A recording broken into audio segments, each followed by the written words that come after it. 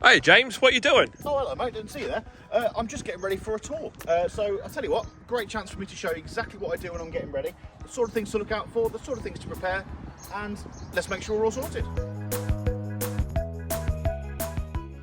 Okay, so the powders checks, as they're called, have actually been around for quite some time. It's a really handy way of remembering exactly what you need to check each and every time you're going to do any sort of long distance riding or each and every time you've cleaned the vehicle. It's a really good habit to get into to make sure you know and understand your vehicle. The more you do it, the quicker it will be doing the checks each and every time. A clean bike is a safe bike, and a safe bike makes sure you have a happy, fun and safe trip. So without further ado, grab yourself a pen, some paper, and make sure you jot down exactly what you need to check for your powders checks. Okay, so powders, start with P. P, petrol. Now it's quite easy to do this on modern bikes, obviously you have got fuel gauges, but be conscious and be aware of how much fuel you use. It's always good practice to stop every 100 miles or so, depending on the bike you're on. Obviously with some bikes they've got a nice big fuel tank, so you can stop a little bit later, but 9 times out of 10 you're with bikes who have smaller tanks or are more thirsty on the consumption. So check your fuel, keep in touch with it. Okay, so the next one is O. O is for oil. Now every bike's got their own way of checking the oil, so always refer to your manual so you know exactly which way the best to do it. For this particular one, you need to get it on the centre stand. And then, if you look down here,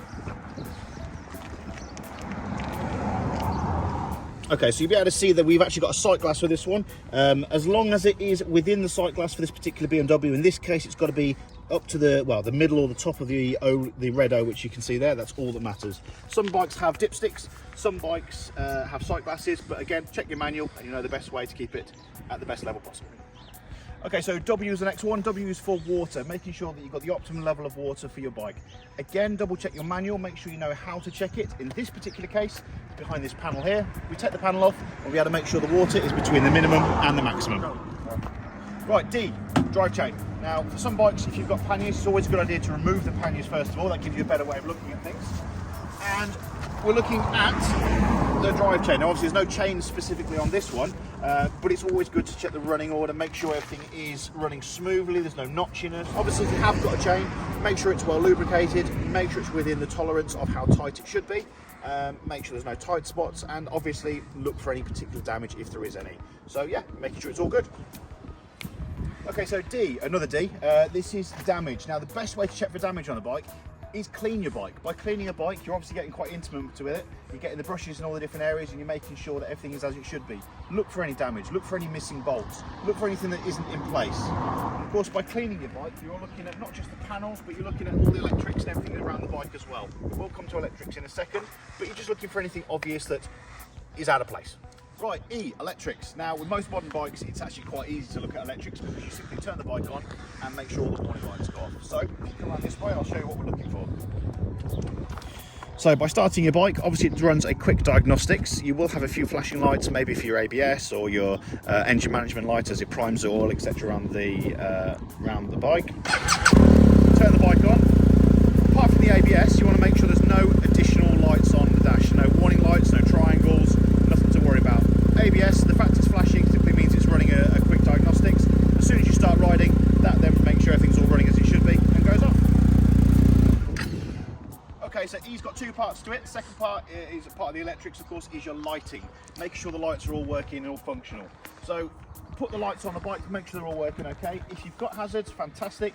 Give them a quick click just to make sure the hazards are working both at the front and the rear, of course. And if you've got a chance, have a look at the rear of the bike to make sure your brakes are working as well. If you haven't got a wall or something, you can simply put your hand over it and look for the reflection. Make sure when you squeeze the brake, both front and rear, the brake light comes on. Okay, so the next one is R for rubber. So what we're looking at here is, it's kind of self-explanatory and kind of obvious, but it's always good to double check. Spin the tyre all the way around, make sure you do a full rotation. In fact, I'd say to do a few rotations just to make sure you don't miss anything.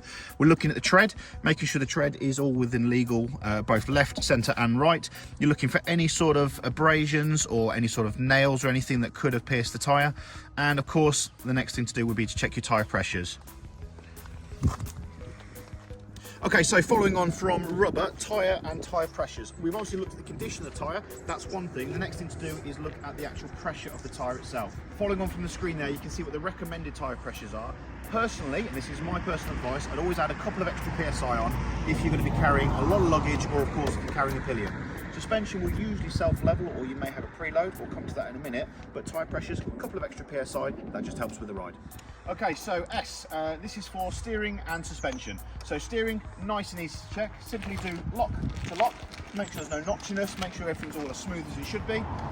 And suspension, now suspension's actually in two parts. One, you're making sure the actual travel of the suspension's okay, both on the rear, again looking for no notchiness, and on the front, making sure it feels nice and smooth as it should be. The next thing to do with suspension is the actual preload. Now again, a lot of bikes now have some sort of electronic adjustment or electronic stability on it. So you're going to set it for having the luggage or having the extra weight on the bike. Okay, so mod bikes have electronic suspension in some cases, but it's always good to just manually check it yourself as well.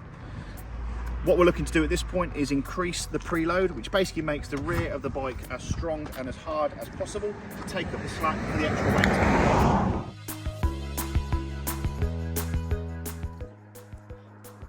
Okay, so the last S is self. Have a good look at yourself. Now, I mean that in a bit of a jest, but in all honesty, make sure you as a rider are completely safe and happy to ride. The bike could be absolutely perfect, but if you're not right up here or you're not feeling well, that is going to affect the way you ride. It's going to affect how safe you are. It's going to affect your observations. It's going to affect the entire trip. So make sure you're okay, get plenty of sleep, plenty of fluids, eat well, happy days. Little top tip for you, always check under your seat. Most bikes now come with a toolkit, so make sure it's all there and it's all ready to use. Okay, so the great thing about my seat is it has actually got the heated seat side of things, but I wanted to make it a little bit more comfort. Obviously where I'm going is going to be a bit warmer, and although it's comfortable, I wanted to make it even better for us. So, little hint for you, cool covers. Now these are really, really good. You can pick them online. It's actually from the company called coolcovers.com. They simply fit over your seat, which I'll show you in a second. Not only do they give you air conditioning for the seat, because as you ride along, the air flows through the seat and actually cools your ass down, which is amazing, but it does add a bit of extra comfort to the seat as well for you, which is great for those longer journeys. If you're doing 200-300 miles in a day, it just takes the edge off.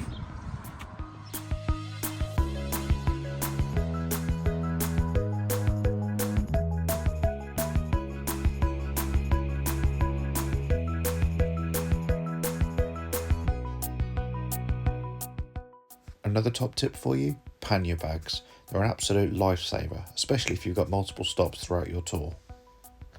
Right, so there we have it, guys. I hope you've enjoyed this video. Go get yourself an early night, get yourself a good breakfast ready for the next tour, and we look forward to seeing you on the next Redee tour soon.